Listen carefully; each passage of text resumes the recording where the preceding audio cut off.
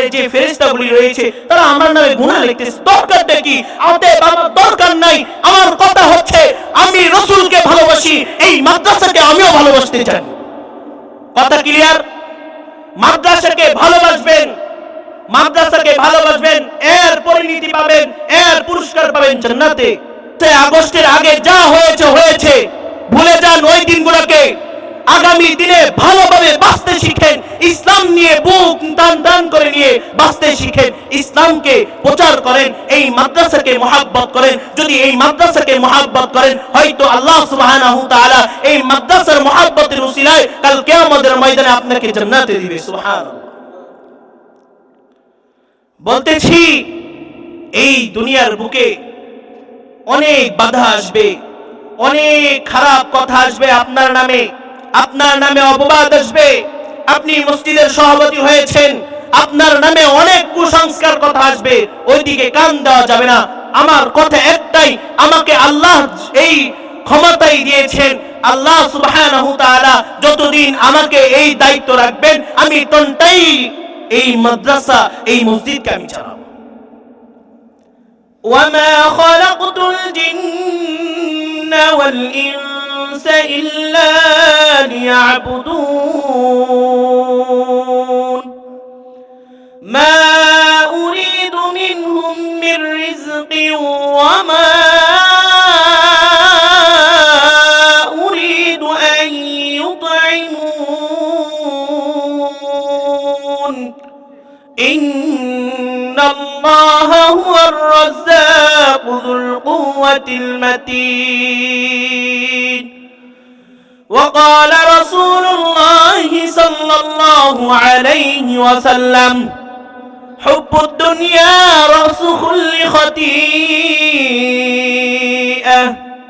الحمد لله, আল্লাহ সুবহানাহু ওয়া তাআলার কাছে লাখো কোটি শুকরিয়া যে মহান রব্বুল আলামিন আমাদেরকে অত্যন্ত ভালোবেসে মহব্বত করে এই জান্নাতি পরিবেশ, এখানে বড় বড় মুরব্বীরা ওয়াজ ফরমাইবেন এবং তাদের কাছ থেকে আমরা নসিহত নিব, এইটা আমাদের জন্য বড় সৌভাগ্য এবং এই রাজাপুর এলাকাবাসীর জন্য বড় সৌভাগ্যবান যে হাফেজিয়া মাদ্রাসার উদ্যোগে আল্লাহ সুবহানাহু ওয়া তাআলার পক্ষ থেকে আমাদের এই এলাকাবাসীকে আল্লাহ সুবহানাহু ওয়া তাআলা কবুল করেছেন।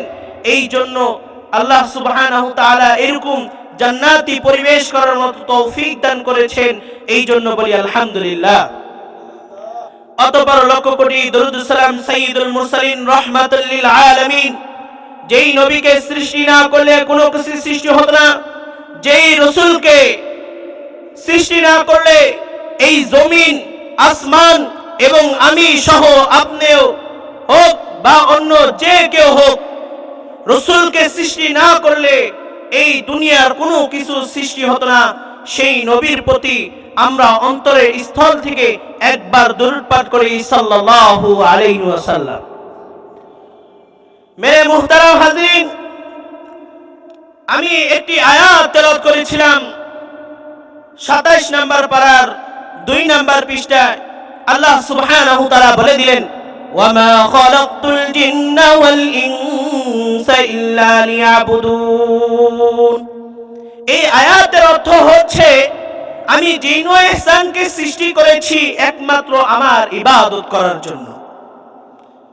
এখন দুনিয়াতে আমি আর আপনি এসে মহান আল্লাহ সুবহানাহু ওয়া তাআলার আনুগত্য করার না করে আমি আপনি সদা সর্বদাই আমরা দুনিয়ার গোলামি করতেছি, দুনিয়ার মহা মায়ায় পড়ে গেছি, দুনিয়ার লোভে পড়ে গেছি, দুনিয়ার সামান্য ক্ষমতার মায়ায় পড়ে গেছি।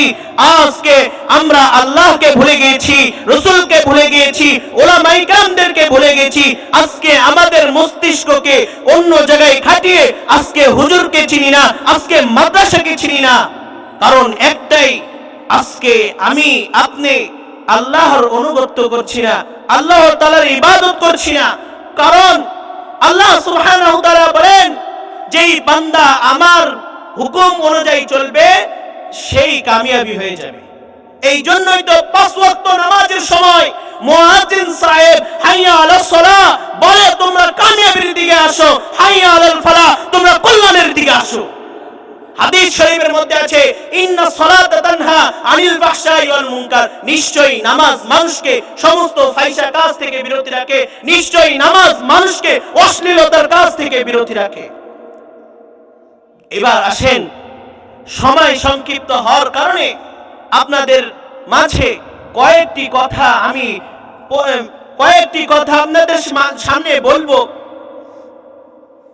তো দেখেন, এই যে উদ্দেশ্য একটাই, কিন্তু উদ্দেশ্য একটাই, আমি আল্লাহকে মানবো তো কামিয়াবি হয়ে যাব।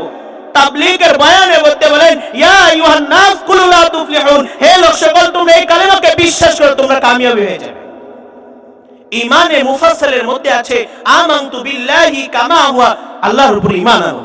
যারা আল্লাহকে বিশ্বাস করেন তার ঈমান আছে যে মহান রব্বুল আলামিন তাকে সৃষ্টি করেছে, সেই মহান রব্বুল আলামিনের নামেই সে অপবাদ তুলে রাসূল সাল্লাল্লাহু আলাইহি ওয়াসাল্লামের উপর ঈমান আনার কথা বলা হয়েছে, সেই নবীর প্রতি ঈমান আনছি না।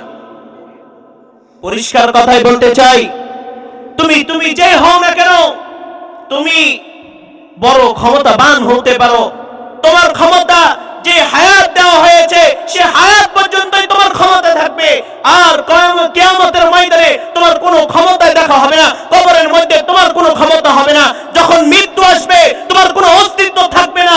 তুমি যেই বাসা করেছো 30 কোটি টাকা দিয়ে, সেই বাসাটা পর্যন্ত তুমি থাকতে পারবে না। মুসলমান হাজিরিন, ভালো করে কথাগুলো কান দিয়ে শুনে নেন। যেই বাড়ি আপনি লক্ষ টাকা দিয়ে কিনেছেন, সেই বাড়ির উঠান থেকে আপনার স্ত্রী বলবে, আপনার সন্তান বলবে তাড়াতাড়ি কবরের ব্যবস্থা করো, তাড়াতাড়ি ধোয়ার ব্যবস্থা করো, নয়তো এই লাশ পচে যাবে। আপনি মরে যাওয়ার সাথে সাথে আপনার নামটা উঠে যাবে, তখন আপনার সন্তান বলবে, আপনার বাবা বলবে, আপনার মাতা বলবে, আপনার মাতা পিতা বলবে এই কথাগুলো, আপনার পরিবার বলবে, আপনার ফ্যামিলি বলবে, আত্মীয় স্বজন সবাই একই কথা। উদ্দেশ্য আজকে এখানে এই উদ্দেশ্য নিয়ে বসেছি, এই যে আল্লাহ সুবহানাহু ওয়া তাআলা আমাদেরকে দুনিয়ার বুকে পাঠাইছেন একমাত্র আল্লাহ তাআলার ইবাদত করার জন্য, সেই আল্লাহ সুবহানাহু ওয়া তাআলার নামে অপবাদ দিল। তোমাদের সাহস দেখলে অবাক লাগে।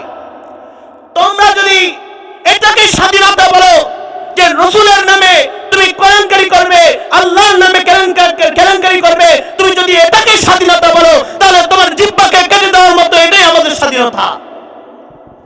নারে তাকবীর, নারে তাকবীর।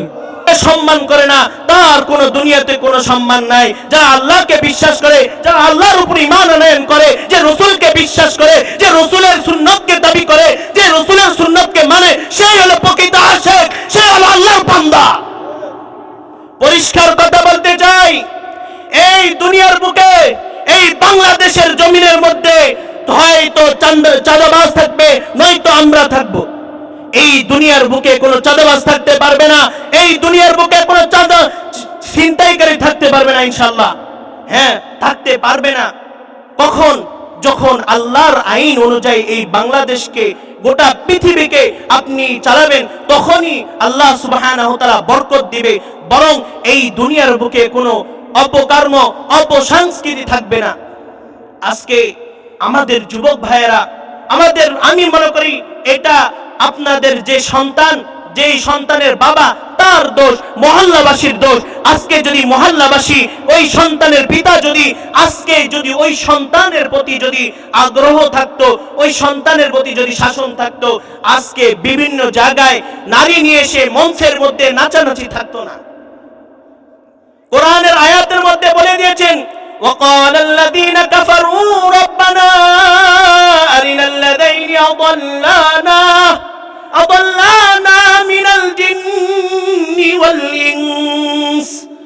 الجن والإنس نجعلهما تحت قدامنا ليكونا من الأسفلين। আল্লাহ পাক রব্বুল আলামিন বলেন, যেই সন্তানকে তুমি দুনিয়ার বুকে আদর্শ শিক্ষা দাও নাই, যেই দুনিয়ার বুকে তুমি আমার আল্লাহ আমি আল্লাহর তুমি আল্লাহর শিক্ষা দাও নাই, রাসূলের সুন্নাত মোতাবেক চলার জন্য কোনো শাসন করো নাই, সেই সন্তান কালকে আমাদের ময়দানে হাসরের ময়দানে বলবে, আমার পিতা আমাকে দুনিয়ার বুকে কোনো উত্তম শিক্ষা দেয় নাই, দুনিয়ার বুকে আমার বাবা আমাকে কোনো শিক্ষা দেয় নাই, আপনাকে যে মানতে হবে সেই শিক্ষা দেয় নাই, ইসলামের সুশিক্ষায় আমার মধ্যে দেয় নাই। কালকে আমাদের ময়দানে হাসরের ময়দানে ওই পিতা আপনার জন্য নালিশ করবে, সেই সন্তানের জন্য দুনিয়ার বুকে আপনি যে খাটাখাটনি করতেছেন, সেই সন্তানের জন্য যে আপনি পরিশ্রম করতেছেন, সেই পরিশ্রমের কোনো দাম নাই। যেই পরিশ্রমের মাধ্যমে আপনার সন্তান আদর্শবান সন্তান হবে, আপনার সন্তান আখিরাতমুখী হবে, যতক্ষণ না পর্যন্ত আপনার সন্তান আখিরাতের মুখী না হবে, মসজিদ মুখী না হবে, মাদ্রাসা মুখী না হবে, ততক্ষণ পর্যন্ত আপনার সন্তান লাইন থেকে সরে গেছে। আল্লাহকে ভুলে যাওয়া যাবে না মুসলমান, আমাকে সদা সর্বদা আল্লাহকে স্মরণ রাখতে হবে।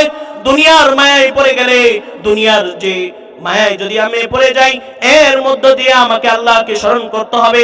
আল্লাহ রাসূল সাল্লাল্লাহু আলাইহি ওয়াসাল্লামের সুন্নাত মোতাবেক আমাকে আপনাকে চলতে হবে।